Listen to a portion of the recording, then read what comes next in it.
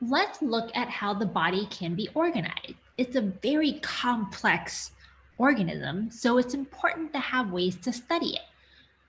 First, we can organize the body into microscopic versus gross anatomy. So microscopic anatomy, as the name implies, you need to use a microscope to help visualize. So for example, if you want to look at tissues in your body, which is called histology, that's the study of tissues, you'll need to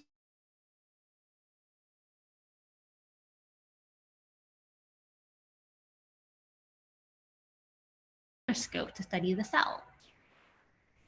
Whereas gross anatomy is what you can see with your naked eye, so without the assistance of a microscope or other technology. So for example, for gross anatomy, we study regional anatomy, which is different regions or parts of the body, such as your head region or your abdominal region.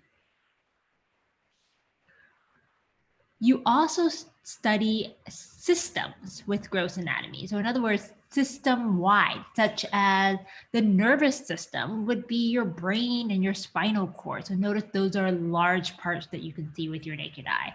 Or your digestive system, right? Where you can see your mouth, your stomach, your intestines. So again, the entire system as a whole can be viewed with the naked eye, and that would be gross anatomy.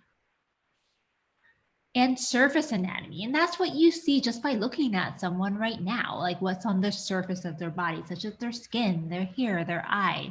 And again, that's gross anatomy. So we'll be looking at anatomy both microscopic, using the microscope, and gross with the naked eye. In addition, when we study anatomy, there are different levels of organization. So just as LA had different ways you can describe its organization. For example, you can discuss LA by looking just at downtown and how that's organized. Or you can look at all of the different neighborhoods of LA together and see how they're organized.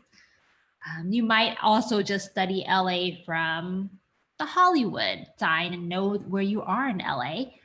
Or maybe you look at this image and you know that you're in Santa Monica, right? Or you look at this one and you know that you're not even in LA, you're outside of LA.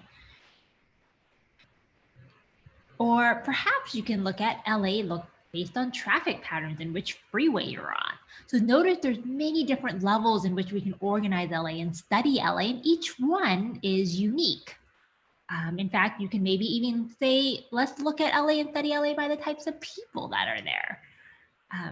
So again, each level of organization or